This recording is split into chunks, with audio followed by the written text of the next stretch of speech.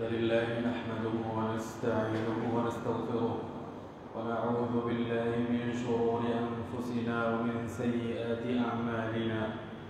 من يهده الله فلا مضل له ومن يضلل فلا هادي له، وأشهد أن لا إله إلا الله وحده لا شريك له، وأشهد أن محمدا عبده ورسوله. يا أيها الذين آمنوا اتقوا الله حق تقاته ولا تموتن إلا وأنتم مسلمون. يا أيها الناس اتقوا ربكم الذي خلقكم من نفس واحدة وخلق منها زوجها وبث منهما رجالا كثيرا ونساء، واتقوا الله الذي تساءلون به والأرحام إن الله كان عليكم رقيبا.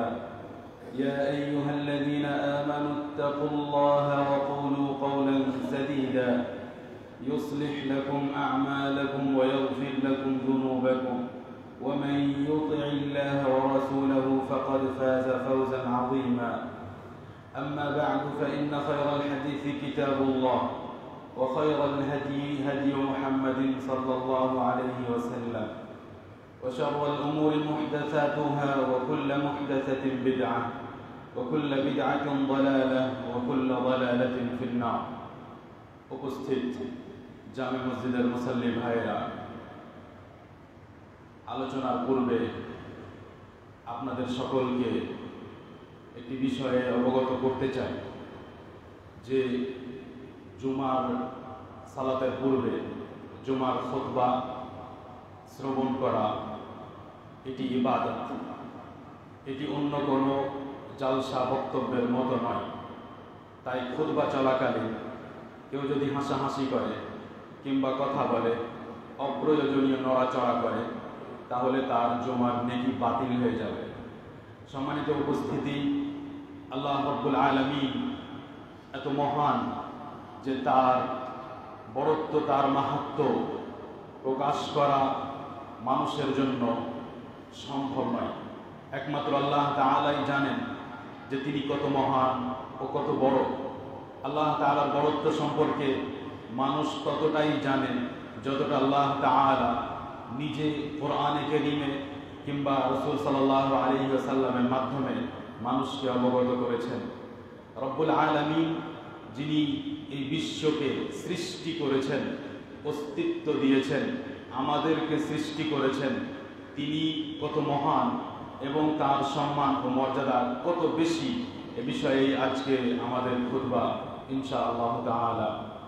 সম্মানিত উপস্থিতি, যদি আমরা নিজেদের ব্যাপারে একটু ভাবি যে আশেপাশের সমস্ত মানুষের তুলনায় আমি একজন মানুষ কত দুর্বল, এবং আমি যেই জায়গায় জীবনযাপন করছি, যেই জায়গায় চলাফেরা করছি, এই জায়গাটি পুরো পৃথিবীর মধ্যে ক্ষুদ্র ছোট্ট একটি জায়গা। পৃথিবীর বাইরে চলে গেলে সেই জায়গাটি চোখেও পড়বে না। এই পৃথিবীর বাইরে বিশাল এমন এক জগৎ আছে যা সম্পর্কে সম্পূর্ণ এখন পর্যন্ত ধারণা করা সম্ভব হয়নি। রব্বুল আলামিন এই পুরো জগৎকে নিজে একা সৃষ্টি করেছেন। এই সৃষ্টি করায় তার কোনো সহযোগী নেই, কেউ তাকে কোনো প্রকার সহযোগিতা করেননি, কেউ তাকে কোনো আইডিয়া দেননি, কেউ তাকে কোনো পরামর্শ দেননি, এবং তিনি যেইভাবে চেয়েছেন, যেই আকৃতিতে চেয়েছেন এই পুরো জগৎকে সৃষ্টি করেছেন। আর কোনো মানুষ এটা দাবি করতে পারবে না, কোনো মানুষ এটা প্রমাণ করতে পারবে না যে যেই বস্তুটি, যেই সৃষ্টি, যেইভাবে সৃষ্টি করা হয়েছে সেটাতে কোথাও কোনো খুঁত বা ত্রুটি থেকে গেছে, এইভাবে সৃষ্টি করলে ভালো হতো।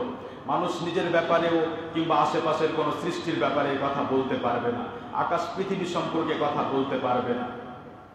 রব্বুল আলামিন মানুষকে সৃষ্টি করেছেন মাটি থেকে, এবং এটা তার নিদর্শনের অন্তর্ভুক্ত। আল্লাহ রাব্বুল আলামিন বলেন, ওয়া মিন আয়াতিহি আন খালাকাকুম মিন তুরাব। আল্লাহ তাআলার বড় একটি নিদর্শন হলো যে তোমাদের সকলকে আল্লাহ তাআলা মাটি থেকে সৃষ্টি করেছেন। সুম্মা ইযা আনতুম বাশারুন তানতাশিরুন।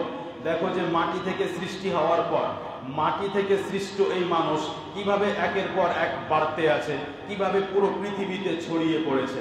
কখনো কি আমরা এই বিষয় লক্ষ্য করেছি যে আল্লাহ সুবহানাহু ওয়া তাআলা তিনার ক্ষমতা, তার মর্যাদা, তার শক্তি কেমন, যে তিনি মাটি থেকে একজনকে সৃষ্টি করছেন আর এমন এক পদ্ধতিতে সৃষ্টি করছেন যে তারপর একের পর এক মানুষ বেড়ে যাচ্ছে, পুরো পৃথিবীতে ছড়িয়ে যাচ্ছে। আল্লাহ সুবহানাহু ওয়া তাআলা বলেন, ওয়া মিন আয়াতিহি খালকুস সামাওয়াতি ওয়াল আরদ ওয়া ইখতিলাফু আলসিনাতিকুম ওয়া আলওয়ানিকুম ইন্না ফী যালিকা লাআয়াতিন লিল আলিমিন। আল্লাহ সুবহানাহু ওয়া তাআলার বড় এক নিদর্শন হলো যে তিনি এই বিশাল পৃথিবী সৃষ্টি করেছেন, তিনি এই আকাশ সমূহকে সৃষ্টি করেছেন, এবং বড় এক নিদর্শন হলো যে তোমাদের রং একে অপরের সাথে মিলে না, তোমাদের আকৃতি একে অপরের সাথে মিলে না, তোমাদের ভাষা, কথা বলার ভঙ্গিমা, বাচন ভঙ্গি একে অপরের সাথে মিলে না। এতে তাদের জন্য নিদর্শন রয়েছে যারা জ্ঞান রাখে। সম্মানিত উপস্থিতি, এই ছোট্ট ক্ষুদ্র পৃথিবী, এই পৃথিবীর বাইরে যে বিশাল জগৎ, সেই বিশাল জগতের ওপরে যে আসমান, সেই আসমানের ওপরে আরো 6টি আসমান এবং 7 আকাশের ওপর আল্লাহ সুবহানাহু ওয়া তাআলার কুরসি রয়েছে। যেই কুরসি সম্পর্কে আল্লাহ তাআলা বলেন, ওয়াসিআ কুরসিয়ুহুস সামাওয়াতি ওয়াল আরদ, তার কুরসি এত বিশাল যে আকাশ ও পৃথিবী, 7 আকাশ ও পৃথিবী তার সামনে যেন কিছুই নয়। এবং আল্লাহ তাআলা তার ওপরে, সেই কুরসির ওপরে এমন এক সৃষ্টি রেখেছেন যাকে আরশ বলা হয়েছে, এবং যেই সৃষ্টি আল্লাহ তাআলার সবচেয়ে বড় সৃষ্টি। সেই আরশকে আল্লাহ তাআলা নিজে সৃষ্টি করেছেন। সেই আরশের তার কোনো প্রয়োজন নেই, সেই আরশের সাথে তিনি সংশ্লিষ্ট নন, সেই আরশের সাথে তিনি যুক্ত নন, বরং তিনি সেই আরশের উপরে সমুন্নত। আর রহমান আলাল আরশ ইস্তাওয়া, আল্লাহ রাব্বুল আলামিন আরশের উপর সমুন্নত, রহমান আরশের উপর সমুন্নত। সেই আরশের উপর থেকে পুরো পৃথিবী নয়, বরং পুরো জগতে কোথায় কি হচ্ছে, কে কি বলছে, কে কি ভাবে, কে কি বিশ্বাস রাখে, কে কি আকীদা রাখে, প্রত্যেকটি বিষয়ে তিনি সেইখান থেকেই অবগত এবং সবকিছুই দেখছেন, প্রত্যেকটি কথা শুনছেন। আপনি লক্ষ্য করুন যে আমাদের এত ধরনের ভাষা, এত ধরনের ভঙ্গিমা, একই সাথে পুরো পৃথিবীতে কত মানুষ আল্লাহ তাআলাকে ডাকে, ভিন্ন ভিন্ন ভাষায় ডাকে, কত সৃষ্টি, পক্ষী পাখি, আল্লাহ তাআলার বিভিন্ন সৃষ্টি আল্লাহ রাব্বুল আলামিনকে ডাকে। তাদের ভাষা ভিন্ন, মানুষের ভাষা আলাদা, মানুষদের মধ্যেই এত ধরনের ভাষা এবং এত রকমের ভাষা দিয়েও আল্লাহ সুবহানাহু ওয়া তাআলাকে ডাকার পরেও কারো ভাষা কারো সাথে আল্লাহ তাআলার কাছে মিক্স হয়ে যায় না। এমন হয় না যে একজনের ভাষা অন্যজনের ভাষার সাথে মিলে গেল, বা একজন চাইলো যেটা সেটা অন্যজনের চাওয়ার সাথে মিক্স হয়ে গেল। একজন চাইলো যে আল্লাহ তাআলা আমাকে এটা দান করো, আর একজন চাইলো হে আল্লাহ তাআলা আমার এটা দূর করে দাও। বিভিন্ন মানুষ নিজের নিজের বিভিন্ন প্রয়োজন নিজের আল্লাহ তাআলার সামনে প্রকাশ করে। প্রত্যেকটি ব্যক্তির উদ্দেশ্য, প্রত্যেকটি ব্যক্তির কথা, প্রত্যেকটি ব্যক্তির চাওয়া পাওয়া আল্লাহ সুবহানাহু ওয়া তাআলা স্পষ্টভাবে বুঝতে পারেন, শুনতে পারেন, এবং কোনো আওয়াজ অন্য একটি আওয়াজের সাথে মিক্স হয়ে যায় না। যদি শুধু মানুষ আল্লাহ তাআলার এক একটি গুণকে নিয়ে বিবেচনা করে, যদি মানুষ আল্লাহ তাআলার এক একটি কুদরত সম্পর্কে ভাবতে শুরু করে, তাহলে তার হৃদয়ে এমন এক সম্মান ও মর্যাদা সৃষ্টি হবে যে তারপরে সে কখনো আল্লাহ তাআলার কোনো আদেশ নিষেধকে অমান্য করার সাহস করবে না। আল্লাহ সুবহানাহু ওয়া তাআলা যে আরশ, এই বিশাল জগতের উপরে সৃষ্টি করেছেন, যে আরশ সম্পর্কে ধারণা করাও আমাদের পক্ষে সম্ভব নয়, যে সে আরশের মধ্যে কত কি রয়েছে, সে আরশকে কিভাবে সৃষ্টি করা হয়েছে, কি দিয়ে সৃষ্টি করা হয়েছে। সেই আরশ সম্পর্কে আল্লাহ তাআলা বলেন, আল্লাযীনা ইয়াহমিলুনাল আরশা ওয়া মান হাওলাহু ইউসাব্বিহুনা বিহামদি রাব্বিহিম। আল্লাহ রাব্বুল আলামিনের সেই সমস্ত ফেরেশতা যারা আল্লাহ তাআলার এই আরশকে ধারণ করে রয়েছে। আপনি লক্ষ্য করুন, কল্পনা করুন যে ফেরেশতা কত শক্তিশালী, যে আল্লাহ তাআলার এই বিশাল আরশকে তারা ধারণ করে রয়েছেন। এবং ওয়া মান হাওলাহ, যারা এই আরশের চারিপাশে আছে, যারা এই আরশের চারদিকে আছে, কিছু ফেরেশতা এই আরশকে ধারণ করে রেখেছেন, এবং বহু ফেরেশতা এই আরশের চারপাশে আছেন। তারা কি করেন? ইউসাব্বিহুনা বিহামদি রাব্বিহিম। তারা সবাই, সমস্ত ফেরেশতা, এই সমস্ত ফেরেশতা আল্লাহ তাআলার তাসবিহ, আল্লাহ তাআলার পবিত্রতা বর্ণনা করেন আল্লাহ তাআলার প্রশংসার সাথে। হে আল্লাহ তাআলা তুমি পবিত্র, হে আল্লাহ তাআলা তুমি অন্যায় করতে পারো না, হে আল্লাহ তাআলা তোমার দ্বারাই কোথাও কোনো বিধানে, কোনো আদেশে, কোনো নিষেধে অন্যায় হতে পারে না। হে আল্লাহ তাআলা তুমি যা বলেছো সেটাই সত্য। হে আল্লাহ তাআলা তুমি কখনো ভুল করতে পারো না। হে আল্লাহ তাআলা তুমি কখনো ভুলে যেতে পারো না। তোমার দ্বারাই এটা হওয়া অসম্ভব যে অমুক ব্যক্তির ভাগ্যে ও তাকদীরে যা যা লেখা হয়েছে সেইখানে তুমি কোথাও কোনো ভুল করেছো বা তার উপরে কোথাও অন্যায় করেছো অসম্ভব, কারণ তুমি পবিত্র, কারণ তুমি পবিত্র। তারা আল্লাহ তাআলার প্রশংসা করে, হে আল্লাহ তাআলা তুমি প্রশংসিত, হে আল্লাহ তাআলা তুমি প্রশংসনীয়, সমস্ত প্রশংসা একমাত্র তোমার। অর্থাৎ যে কোনো কাজ, যা কিছুই ঘটছে পৃথিবীতে, যা কিছুই দেখছি, যা কিছু সৃষ্টি করা হয়েছে, কাউকে শাস্তি দেওয়া হচ্ছে, কাউকে শাস্তি দেওয়া হয় না, কাউকে পৃথিবীতে শাস্তি দেওয়া হচ্ছে, কাউকে আখিরাতে শাস্তি দেওয়া হবে, কাউকে জাহান্নামে শাস্তি দেওয়া হবে, কাউকে কবরে শাস্তি দেওয়া হবে, কাউকে আল্লাহ তাআলা ক্ষমা করে দিবেন, কাউকে আল্লাহ তাআলা ক্ষমা করবেন না। যত বিষয় রয়েছে সমস্ত বিষয়ে হে আল্লাহ তাআলা তুমি প্রশংসিত। কোনো মানুষ এটা প্রমাণ করতে পারবে না যে আল্লাহ তাআলা অমুক ব্যক্তিকে কেন ক্ষমা করলেন, কোনো মানুষ এটা প্রমাণ করতে পারবে না যে আল্লাহ তাআলা অমুক ব্যক্তিকে মাফ কেন করলেন না। আল্লাহ তাআলা সেই ব্যক্তি এত অন্যায় করে, সেই ব্যক্তি এত অন্যায় করে, এত জুলম করে, এত অত্যাচার করে, এত হারামের মধ্যে লিপ্ত, তারপরেও কেন আল্লাহ তাআলা তাকে নিয়ামতের পর নিয়ামত দান করেন, কেন আল্লাহ তাআলা দান করেন?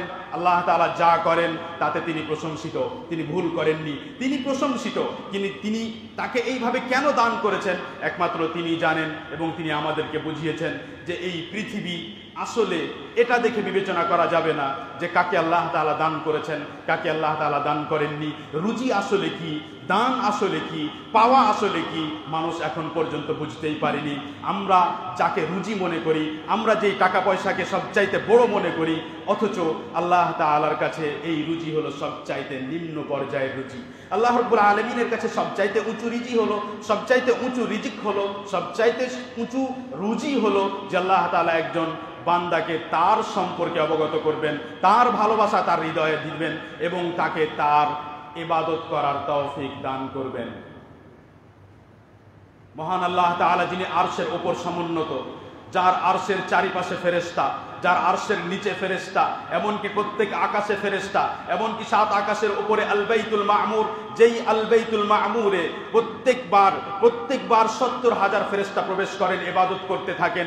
একবার প্রবেশ করলে কিয়ামত পর্যন্ত প্রবেশ করবেন না।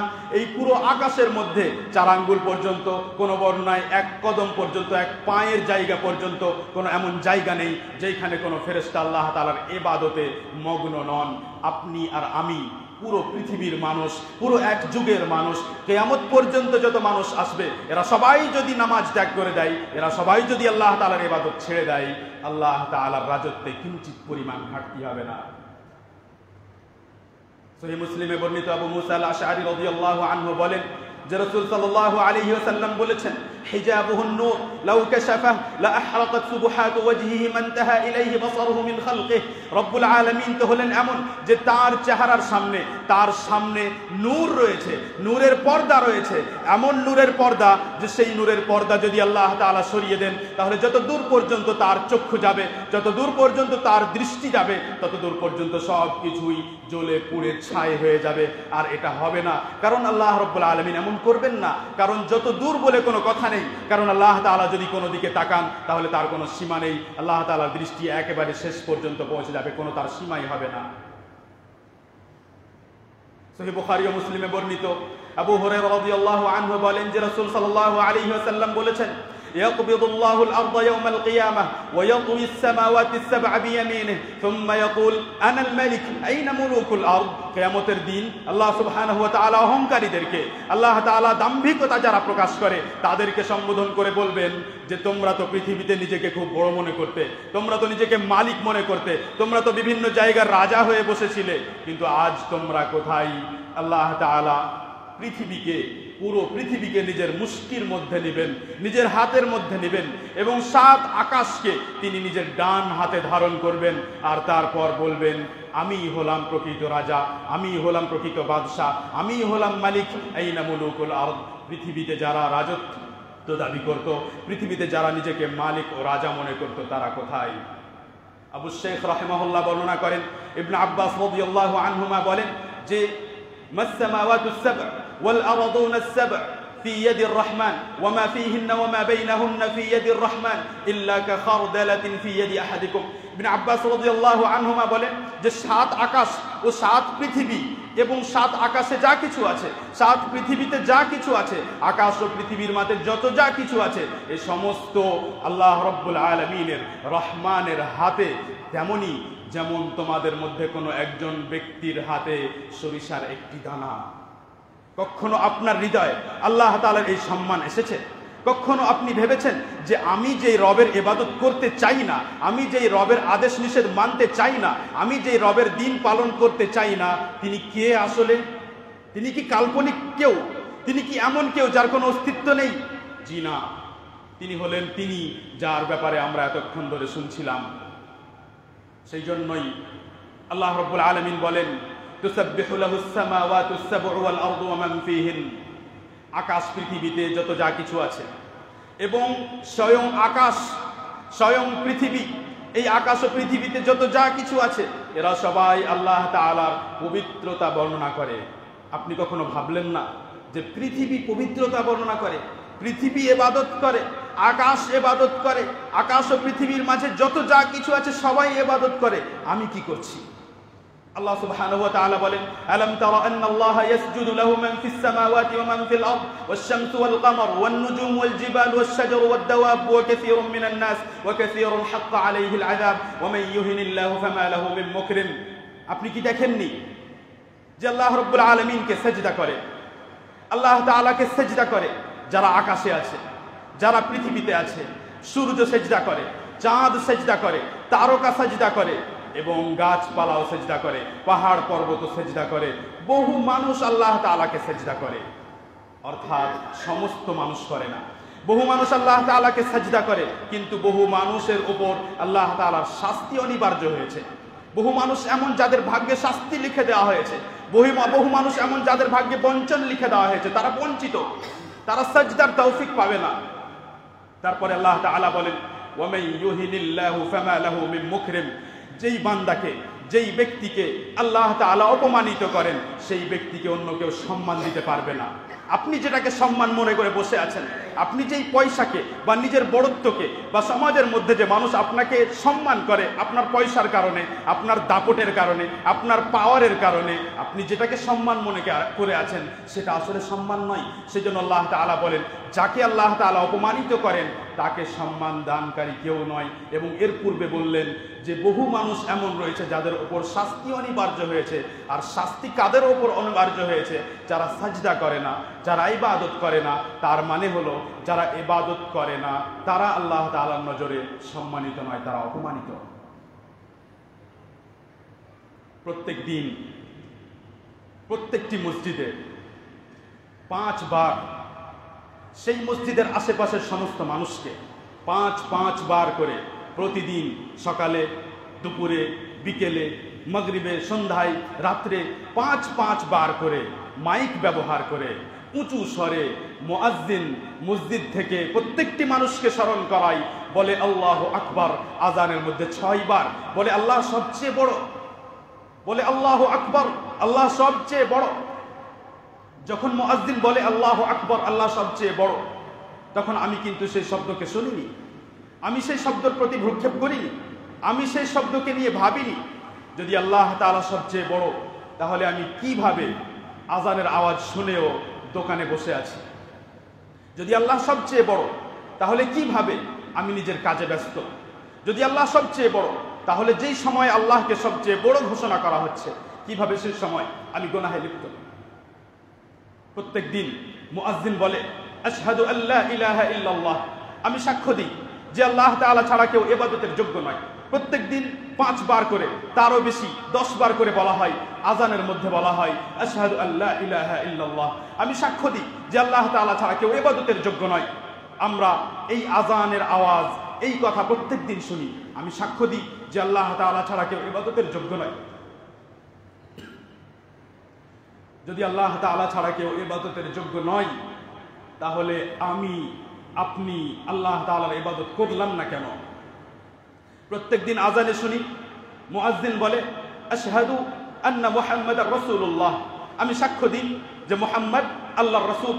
আমি সাক্ষ্য দিই যে মুহাম্মদ, যার পিতার নাম আব্দুল্লাহ, যিনি মক্কায় এসেছিলেন, যিনি দ্বীনে ইসলাম নিয়ে এসেছেন, যার প্রতি কোরআন নাজিল হতো, আমি সাক্ষ্য দিই, আমি মুসলিম, আমি সাক্ষ্য দিই যে তিনি আল্লাহ তাআলার রাসূল।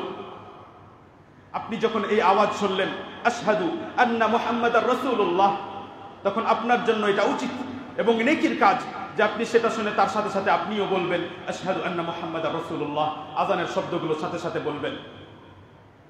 আপনি যখন বলবেন আর যখন সেটা বুঝবেন যে আমি বলছি, যে আমি সাক্ষ্য দিই যে মুহাম্মদ আল্লাহ তাআলার রাসূল, তাহলে আপনি দেখুন যে আপনার কথায়, আপনার কর্মে, আপনার চলাফেরায়, আপনার আচরণে, আপনার পোশাক আদিতে আপনি কি রাসূলকে রাসূল হিসেবে মানতে পেরেছেন? আপনি কি মুহাম্মদ সাল্লাল্লাহু আলাইহি ওয়াসাল্লামকে রাসূল হিসেবে মানতে পেরেছেন? রাসূল সাল্লাল্লাহু আলাইহি ওয়াসাল্লাম যেটা ভালোবাসতেন আপনি কি সেটাকে ভালোবাসতে পেরেছেন? রাসূল সাল্লাল্লাহু আলাইহি ওয়াসাল্লাম যেটাকে ঘৃণা করতেন আপনি কি সেটাকে ঘৃণা করতে পেরেছেন? সম্মানিত উপস্থিতি, প্রত্যেকদিন মুয়াজ্জিন বলে হাইয়া আলাস সালাহ, নামাজের দিকে এসো। হাইয়া আলাস সালাহ দুইবার করে বলে প্রত্যেক আজানে, নামাজের দিকে এসো। আপনি কত বড় অহংকারী, আপনি কত বড় গাফেল, আপনি কি মনে করেন নিজেকে যে সেই সময় আপনি এই আওয়াজের দিকে কানও দেওয়ার প্রয়োজন মনে করেন না? আপনার মনের মধ্যে কখনো ইচ্ছে আসলো না যে 20 বছর ধরে যে আজানের আওয়াজ শুনছিলাম এতে হাইয়া আলাস সালাহর মানে কি হলো? নামাজের দিকে এগিয়ে এসো। তারপরে মুয়াজ্জিন বলে হাইয়া আলাল ফালাহ, সফলতার দিকে এগিয়ে এসো। কি আপনি নিজে কাল্পনিক সফলতার দিকে ছুটে বেড়াচ্ছেন? নিজের ছেলে মেয়েকে কি আপনি পড়িয়ে বেড়াচ্ছেন? যে ছেলে মেয়ে এটাও শিখলো না যে সকালে ঘুম থেকে উঠতে হবে কখন, যে ছেলে মেয়ে এটাও শিখলো না যে আসলে সবচেয়ে মূল্যবান শিক্ষা কোনটি। আপনি নিজেও জানলেন না, আপনার ছেলে মেয়েও জানলো না সবচেয়ে মূল্যবান শিক্ষা কোনটি, সেটি আপনি বুঝতেই পারলেন না।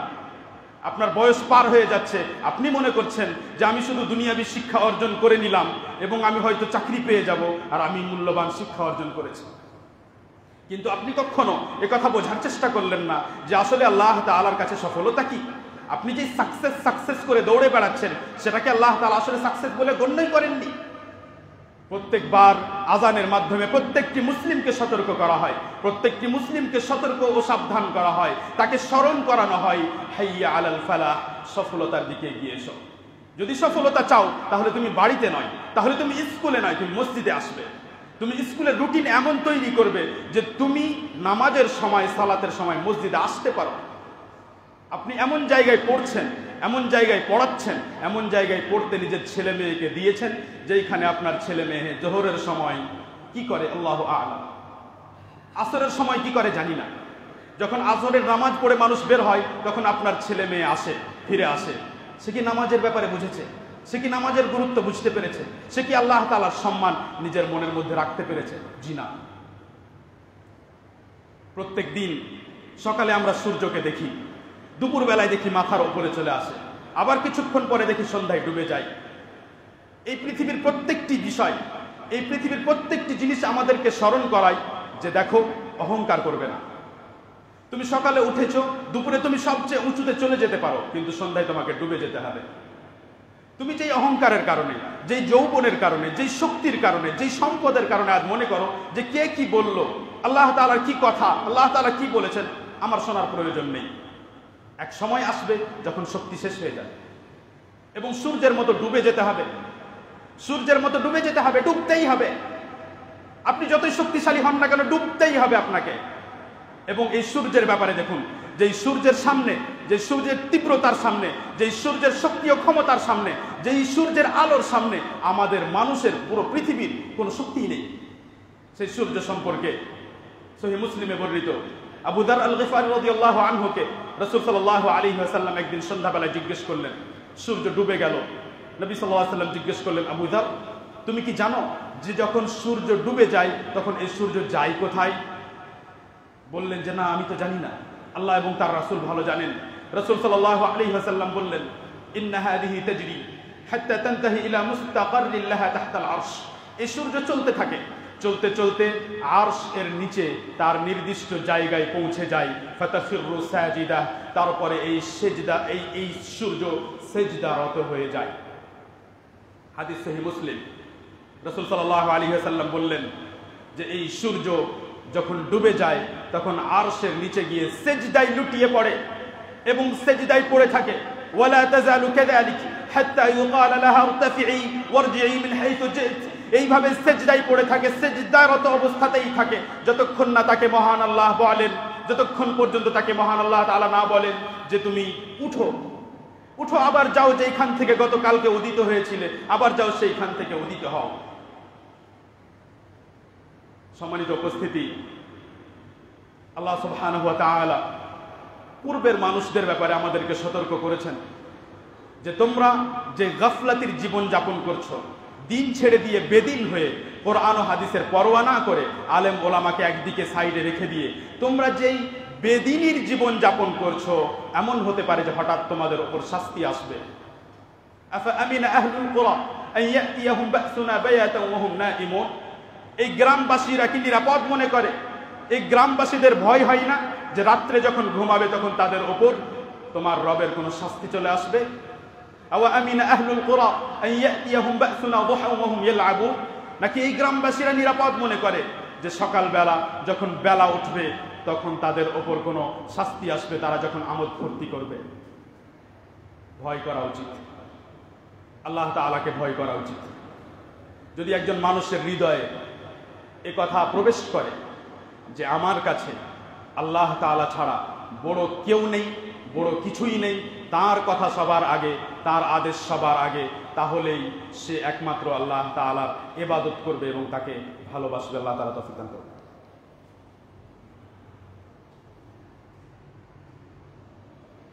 আলহামদুলিল্লাহ রাব্বিল আলামিন ওয়াল আকিবাতু লিল মুত্তাকিন ওয়াসসালাতু ওয়াসসালামু আলা নাবিয়িনা মুহাম্মদ ওয়া আলা আলিহি ওয়া আসহাবিহি আজমাইন। প্রিয় ভাইরা, আল্লাহ তাআলা মানুষকে সৃষ্টি করার পর রাস্তা দেখিয়েছেন। এই রাস্তায় তুমি জান্নাতে পৌঁছাবে এবং এই রাস্তায় তুমি জাহান্নামে পৌঁছাবে, এবং প্রত্যেকটা বিধান যে এটা হারাম এটা হালাল স্পষ্ট করেছেন। কিভাবে ইবাদত করলে আল্লাহ তাআলা রাজি হবেন তা স্পষ্ট করেছেন। কিন্তু তারপরেও বহু মানুষ তৌফিক পায় না। তৌফিক না পাওয়ার অনেক কারণ রয়েছে। তার মধ্যে একটা কারণ হলো যে মানুষ নিজের মধ্য থেকে অহংকারকে দূরে সরায় না। যতক্ষণ পর্যন্ত মানুষ নিজেকে আল্লাহ তাআলার সামনে নত না করবে ততক্ষণ পর্যন্ত তৌফিক পাবে না। কল্পনা করুন, সহিহ মুসলিমে নবী সাল্লাল্লাহু আলাইহি ওয়াসাল্লামের একটি দোয়া এসেছে, যে দোয়ায় নবী সাল্লাল্লাহু আলাইহি ওয়াসাল্লাম বলতেন, আউযু বিইজ্জাতিকা আন তুযিল্লানি। হে আল্লাহ তাআলা, তোমার সম্মান ও মর্যাদার ওসিলায় আমি আশ্রয় চাই যে তুমি আমাকে পথভ্রষ্ট করবে, তুমি যেন আমাকে পথভ্রষ্ট না করো। রাসূল সাল্লাল্লাহু আলাইহি ওয়াসাল্লাম রাসূল হওয়ার পরে আল্লাহ তাআলার কাছে আশ্রয় চাইতেন যে তুমি আমাকে পথভ্রষ্ট করো না। তাহলে তিনি নিজেকে আল্লাহ তাআলার সামনে নত করলেন নাকি নিজেকে অহংকারী হিসেবে পেশ করলেন? আল্লাহ তাআলা কোনো মানুষের ওপর অন্যায় করেনি। যেই মানুষটি 5 ওয়াক্ত নামাজ পড়ার তৌফিক পায় না, কোনো অন্যায় করেননি আল্লাহ তাআলা তার উপরে। সে তো দেখছে প্রত্যেক দিন কিভাবে আযান হচ্ছে, সে তো দেখছে তার আশপাশ থেকে কিভাবে মানুষ মসজিদের দিকে ছুটে যাচ্ছে। আপনি কখনো ভাবলেন না যে এই ব্যক্তিগুলো তৌফিক পেল আর এই মানুষগুলো তৌফিক পেল না কেন? আল্লাহ তাআলা বলেন, ফালাম্মা যাগু আযাগাল্লাহু কুলুবাহুম। যখন তারা বাঁকা হলো, যখন তারা বাঁকা রাস্তা ধরলো, তখন আল্লাহ তাআলা তাদের হৃদয়কে বাঁকা করে দিলেন। তারা যখন বক্রতা এর দিকে ছুটে গেল, আল্লাহ তাআলা তাদের হৃদয়কে বক্র করে দিলেন, বাঁকা করে দিলেন। আল্লাহ তাআলা অন্যায় করেননি। আল্লাহ তাআলা বলেন, ইন্না ইবাদি লাইসা লাকা আলাইহিম সুলতান ইল্লা মান ইত্তাবাআকা মিনাল গাওয়িন। যখন ইবলিস বলল যে আল্লাহ তাআলা তোমার বান্দাদেরকে আমি পথভ্রষ্ট করব, তখন আল্লাহ তাআলা বললেন যে বিশেষ আমার কিছু বান্দা থাকবে, পৃথিবীতে বিশেষ কিছু আমার বান্দা থাকবে, তাদের উপর তোমার কোনো ক্ষমতা চলবে না, তাদেরকে তুমি নিয়ন্ত্রণ করতে পারবে না। হ্যাঁ, কিছু আমার বান্দা এমন থাকবে যারা পথভ্রষ্ট হবে এবং তারা তোমার অনুসরণ করবে। যেহেতু তারা তোমার অনুসরণ করবে তাই তারা পথভ্রষ্ট হবে। এজন্য নয় যে আল্লাহ তাআলা পথভ্রষ্ট করেছেন, বরং এই জন্য কারণ তারা পথভ্রষ্ট এবং বাঁকা রাস্তা তারা নিজেরা গ্রহণ করবে, সেই জন্য আল্লাহ তাআলা তাদেরকে পথভ্রষ্ট করবেন। মৌমাছি দেখেছেন, মৌমাছি থেকে মধু বের হয়, কিন্তু প্রত্যেক মাছির পেট থেকে কি মধু বের হয়? না। কেন নয়? আল্লাহ তাআলা এই যে বিশাল পৃথিবী সৃষ্টি করেছেন, এই জায়গাতেও মাটি আছে, এই জায়গাতেও মাটি আছে, কিন্তু এই জায়গায় মাটিতে ফল ভালো হয়, এখানে হয় না কেন? আপনি এত গাছ দেখলেন, এই গাছগুলোর মধ্যে কিছু গাছের ফল এত সুন্দর কেন, এত দারুণ কেন? কিছু গাছের ফল ভালো নয় কেন? কিছু গাছের ফল এমন কেন যা খাওয়া যাবে না? কিছু গাছ এমন কেন যাতে ফলই নেই? ওলামায়ে কেরাম এইসব উদাহরণ দিয়ে বোঝানোর চেষ্টা করেছেন যে যদি আপনার মধ্যে সমস্যা থাকে, তাহলেই আপনি পথভ্রষ্ট হবেন। যদি আপনি দেখছেন যে আমি ভালো কাজের তৌফিক পাচ্ছি না, তাহলে আল্লাহ তাআলার সামনে কাঁদাকাটি করুন যে আল্লাহ তাআলা আমার মধ্যে কি এমন সমস্যা আছে সেটাকে তুমি দূর করো, যাতে আমি তৌফিক পাই। আশেপাশের মানুষদের ব্যাপারে শোনেন না যে 5 ওয়াক্ত নামাজ তো পড়েই, আবার নফল ইবাদতও করে, কোরআন পড়ে, জিকির করে, আল্লাহ তাআলার কথা আলোচনা করে, এবং যখন আল্লাহ তাআলা তাদেরকে তৌফিক দেন তখন উমরা করতে মক্কা চলে যায়। আরো যখন সামর্থ্য দেন তখন হজ করতে মক্কা চলে যায়। সবাই যায় না কেন? সবাই এই তৌফিক পাই না কেন? একে বলা হয় একটি নফস আর আরেকটি নফসের মধ্যে পার্থক্য। আল্লাহ তাআলা কিছু নফসকে এমনভাবে সৃষ্টি করেছেন যে সেই নফস সবসময় নিজেকে কিভাবে উঁচু করা যায়, কিভাবে আল্লাহ তাআলার নিকটবর্তী করা যায়, কিভাবে বেশি ইলম অর্জন করা যায়, কিভাবে বেশি ইবাদত করা যায়, এই দিকে সবসময় আগ্রহী হয়। আর কিছু নফসকে এমনভাবে সৃষ্টি করা হয়েছে যে সে সবসময় দেখবে যে এই পৃথিবীতে কিভাবে সবকিছু জমা করে নেওয়া যায়। যদি আমরা দেখি যে আমাদের নফসের মধ্যে আগ্রহ নেই ইবাদতের প্রতি, তাহলে আল্লাহ তাআলার কাছে কাঁদাকাটি করা উচিত। কোরআন তেলাওয়াত হয় আর আপনার হৃদয়ে প্রভাব পড়ে না, সূরা ফাতিহার তেলাওয়াত শুনে আপনার মন কাঁদে না, তাহলে আপনাকে আল্লাহ তাআলার সামনে কাঁদা উচিত। সিজদায় লুটিয়ে পড়ে আল্লাহ তাআলার কাছে বারবার ক্ষমা চাওয়া উচিত। হে আল্লাহ তাআলা, এমন কি করেছি আমি, এমন কি আমার মধ্যে ত্রুটি আছে যে আল্লাহ তাআলা আমার মন গলে না কেন, আমার মনে দয়া আসে না কেন, আমার মন নরম হয় না কেন? যেই আয়াতগুলো শুনে মানুষ কেঁদে ফেলতো, যেই আয়াতগুলো শুনে মানুষ কাঁদতে কাঁদতে সিজদায় লুটিয়ে পড়তো, যেই আয়াতগুলো পড়তে গিয়ে মানুষ নিজের কান্না থামতে পারে না, সেই একই আয়াত আমার সামনে পড়া হয় আর আমার প্রতি প্রভাব পড়ে না কেন? আমি কেমন হয়ে গেছি? আমি এত কঠোর হলাম কেন? সম্মানিত উপস্থিতি, যদি আমরা সত্যি নিজেদেরকে ভালোবাসি, যদি সত্যি আমরা আল্লাহ তাআলাকে ভালোবাসি, তাহলে আখিরাতকে ভালোবাসুন। দুনিয়াকে নয়, আখিরাতকে ভালোবাসুন। আখিরাতের যে জীবন, সে জীবন হবে অপরিসীম, তার কোনো সীমা নেই। আখিরাতে আপনি যা পাবেন সেটাই হবে আপনার পাওয়া। আখিরাতে আপনার যেটা স্ট্যাটাস হবে সেটাই হবে আপনার আসল স্ট্যাটাস। আখিরাতে আপনি যে সম্মান ও মর্যাদার যেই পদ লাভ করবেন সেটাই হবে আপনার প্রকৃত পদ। আপনি আখিরাতে যেই ক্লাসে থাকবেন, যেই স্তরে থাকবেন, সেটা পরিবর্তন হবে না, আপনি সেখানেই থাকবেন।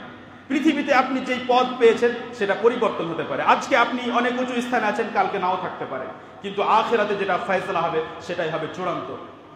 তাই সম্মানিত উপস্থিতি, আমরা আশা করব যে আমরা সবাই আল্লাহ তাআলার এবং আল্লাহ তাআলার দ্বীন এবং আখিরাতকে ভালোবাসবো।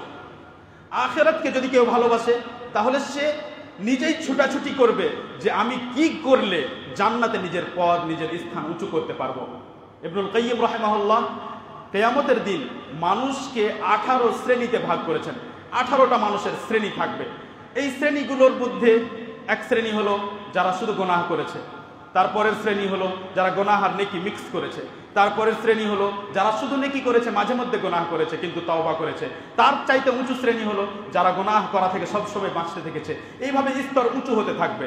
পৃথিবীতে যেইভাবে আমরা মানুষের শ্রেণী দেখছি, এইভাবেই কিয়ামতের দিন শ্রেণী বিন্যাস আল্লাহ তাআলা করবেন।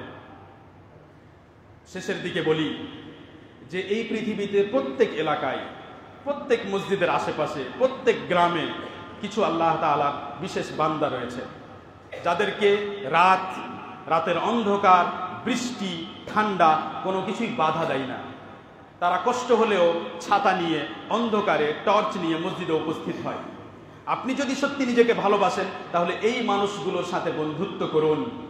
আপনি যদি সত্যি নিজেকে ভালোবাসেন তাহলে এদের সাথে উঠা বসা করুন। আমরা যেই পরিবেশ আশেপাশে দেখছি, এই পরিবেশ এত নোংরা হয়েছে যে আপনি সেই পরিবেশ থেকে যত দূরে থাকবেন আপনার জন্য ততই ভালো। আর যদি সেই পরিবেশে আপনি প্রবেশ করতে চান, সেই মার্কেটে, সেই বাজারে, তাহলে আপনার যত দ্রুত সম্ভব সেখান থেকে বেরিয়ে আসুন।